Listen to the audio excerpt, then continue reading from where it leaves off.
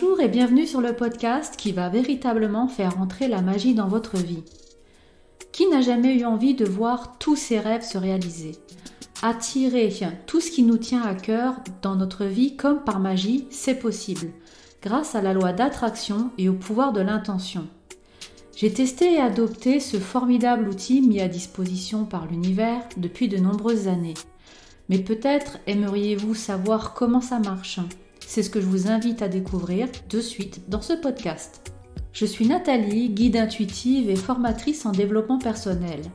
Je vous accompagne comme un catalyseur pour éveiller votre conscience tout en douceur, pour vous faire expérimenter la vie autrement.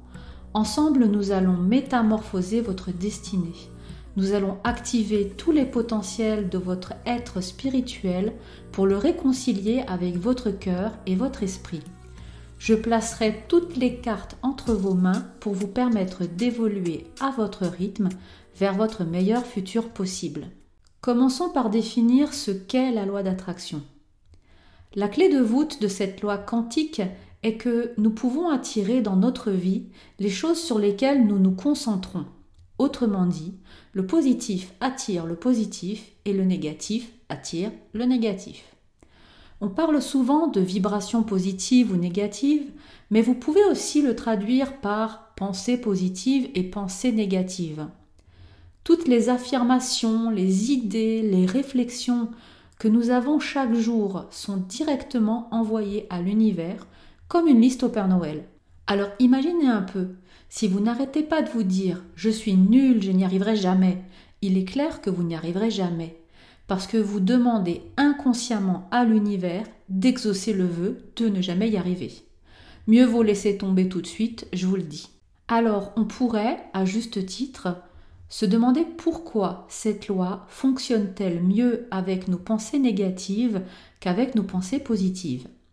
Eh bien, tout simplement parce que nous sommes plus enclins à admettre nos faiblesses qui nous font aussitôt douter de nos capacités. On avouera plus volontiers avoir peur du vide qu'on avouera être fort ou intelligent. Ce n'est pas votre faute, enfin pas directement, c'est celle de votre cerveau qui, dès que vous allez formuler une pensée positive, va chercher à vous rabaisser, à minimiser votre affirmation. Bref, il va clairement chercher à vous dévaloriser en vous balançant toutes sortes de doutes. Je vous invite simplement à reprendre le contrôle de votre vie. Ne laissez plus votre cerveau vous manipuler à sa guise. Prenez conscience de vos pensées négatives et évacuez-les. Recentrez-vous sur vos pensées positives. Soyez le créateur de votre vie. Selon moi, il faut voir la loi d'attraction un peu comme une baguette magique que l'univers nous aurait confiée afin de pouvoir réaliser nos envies les plus profondes. Mais pour actionner cette baguette magique, il faut un carburant tout aussi magique. C'est le pouvoir de l'intention. C'est grâce à lui que l'influence de nos pensées sur notre environnement, sur notre vie, va se manifester. Cela vous semble trop beau pour être vrai? Eh bien, je vous invite à essayer. Qu'avez-vous à perdre si ce n'est qu'un peu de votre temps?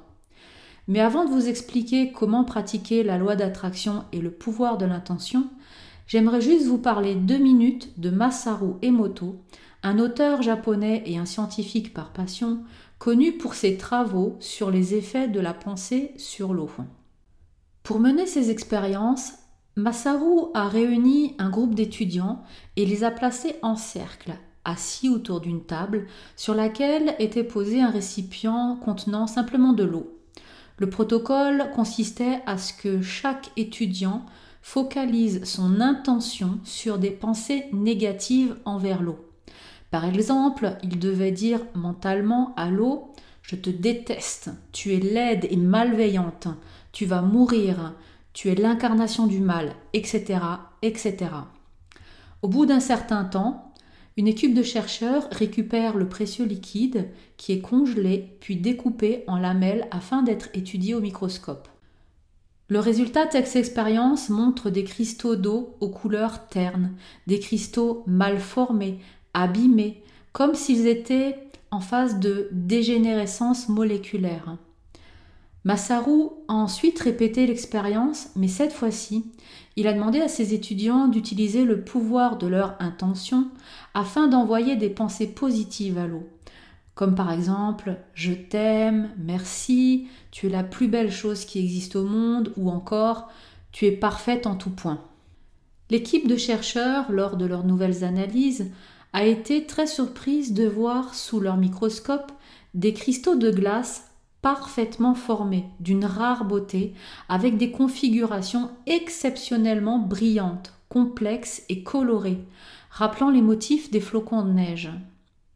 Suite à cette expérience, Masaru décide de photographier, toujours sous microscope, de l'eau sous sa forme cristalline, prélevée partout à travers le monde, afin d'en observer les cristaux. Il découvre alors que plus l'eau est propre et saine, plus les cristaux sont nets et harmonieux. Et à contrario, plus l'eau est sale et contaminée, plus les cristaux sont mal formés. Une autre expérience conduite par Masaru a exposé l'eau à différentes musiques, allant du classique au métal. Les cristaux, nouvellement analysés, avaient une allure différente selon qu'on les exposait à des vibrations positives ou à des vibrations négatives. Par ces recherches, Masaru Emoto apporte donc la preuve que l'eau possède une mémoire. Il prouve également que l'eau réagit non seulement aux vibrations et aux sons, mais surtout aux émotions, aux intentions envoyées par nos pensées, conscientes et inconscientes. Saviez-vous que nous formulons plus de 60 000 pensées par jour ? Si le sujet vous intéresse et que vous aimeriez en savoir plus, je vous invite à prendre connaissance du récit complet de ces expériences que Masaru Emoto relate dans son best-seller mondial intitulé « Les messages cachés de l'eau ». C'est un excellent ouvrage sur l'éveil des consciences et le pouvoir de l'intention. Le fait que je vous parle ici des expériences de Masaru Emoto n'est pas anodin. S'il a réussi à prouver l'existence du pouvoir de l'intention sur l'eau contenue dans des béchers en laboratoire, imaginez un peu la conséquence de nos pensées négatives sur notre corps humain, qui, je vous le rappelle, est constitué à 70% d'eau, 90% si on prend en compte nos différents organes. Je vous laisse méditer là-dessus. Dans notre quotidien, pour pratiquer la loi d'attraction et exercer le pouvoir de l'intention, je vous propose de mettre en place quelques routines simples. Premièrement, vous pouvez utiliser les mantras. Les mantras, ce sont ces petites phrases que l'on se répète le matin, le soir ou tout au long de la journée. Trouvez une phrase positive qui vous oriente vers votre projet. Un mantra doit être vibrant et refléter parfaitement le vœu le plus cher que vous chérissez au fond de votre cœur. Voici quelques idées de mantras à utiliser. J'attire ce que je vibre. Je donne le meilleur de moi-même. Je crois en mes rêves, tout est possible. Je suis heureuse d'être en vie et je ressens la gratitude pour cette nouvelle journée qui s'offre à moi. Ou pour finir, je me sens bien dans mon corps. Le second conseil que je peux vous donner, c'est d'être dans la gratitude et l'amour inconditionnel le plus souvent possible. Alors bien sûr, il nous est difficile d'être 24 heures sur 24 dans cet état de bienveillance extatique. Mais plus vous aurez l'occasion de vous recentrer sur ces états de gratitude et d'amour inconditionnel, plus vous allez vibrer de façon positive. Au contraire, si vous vous enfermez dans la colère, dans la rancœur ou la jalousie, et que vous broyez du noir toute la journée, vous allez émettre des vibrations négatives. Or, n'oubliez pas le premier mantra, j'attire ce que je vibre. Si le matin, en vous levant, tout va de travers, vous vous cognez le gros orteil sur le pied du lit, votre dentifrice vous explose au visage, vous renversez votre café sur votre chemise toute propre, ne vous dites pas « quelle journée de merde ». Même si votre ressenti est peut-être justifié, ne soyez pas dans des pensées ou des mots à consonance négative. Soufflez un bon coup par une profonde expiration et recentrez-vous. Dites-vous avec sincérité et bienveillance, aujourd'hui est une excellente journée. Je me sens bien et tout va pour le mieux. Merci l'univers pour cette magnifique journée. Et lâcher prise. Mon troisième et dernier conseil est sans doute le plus important.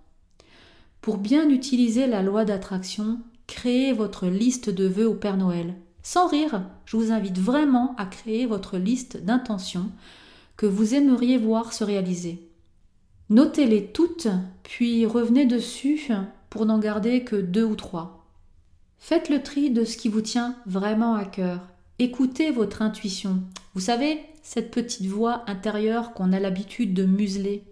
Vos souhaits doivent être le plus authentiques possible. Vos intentions peuvent toucher tous les domaines de votre vie, que ce soit le spirituel, le professionnel, le financier, la santé, le sentimental, le relationnel et je ne sais quoi encore. Il peut s'agir d'une chose que vous aimeriez avoir, vivre ou expérimenter. C'est vraiment un désir profond. Voici par exemple une intention que j'avais notée sur ma liste. J'ai une grande maison neuve et moderne à la campagne, près de la mer et de la forêt. Elle est lumineuse, éco-responsable, avec un grand jardin, un garage et un arbre planté à l'avant de la maison. Je me sens bien et je suis heureuse dans cette maison. Dans cet exemple, vous constaterez que je m'inclus dans l'intention en disant « j'ai » ou « je ». La description de ma maison idéale est assez sommaire, mais reprend tout de même les points fondamentaux qui me tiennent vraiment à cœur. Il ne faut donc pas hésiter à être le plus clair possible dans votre demande. Vous pouvez même aller encore plus loin. Une fois votre intention de base posée, écrivez des mini-scénarios au présent, comme si vous possédiez déjà tout ce que vous voulez vivre ou demander. Dans mon exemple, j'aurais pu raconter comment je vois chacune des pièces, comment elles sont disposées, quelle est la couleur des sols, des murs, comment sont les portes, y a-t-il des fenêtres ou des portes-fenêtres. N'oubliez pas qu'on attire à nous ce qu'on vibre. Donc, visualiser de façon détaillée ma future maison a pleinement contribué à concrétiser mon rêve. Car oui, j'ai eu la maison de mes rêves. Elle est exactement comme je l'avais décrite et dessinée, jusqu'à l'arbre devant la maison. Cette maison, je l'ai ressentie comme si j'y vivais déjà, car je la voulais ardemment, du plus profond de mon cœur. À chaque fois que je repensais à ma future maison, mon ressenti, ma vibration était de la même intensité. Vous pouvez dire votre intention à haute voix ou mentalement, mais l'écrire est ce qui fonctionne le mieux, en tout cas pour moi. Une fois votre intention posée, lâchez prise. Ne soyez pas impatient de voir arriver le résultat. Laissez l'univers faire sa part. Si vous commencez à chercher comment votre vœu va se présenter à vous, par quel biais, à quel moment, etc., vous allez engendrer des doutes et rien que des doutes. Ayez confiance en vous, ayez confiance en l'univers. La loi d'attraction est un merveilleux outil, très utile, qui permet d'atteindre nos objectifs.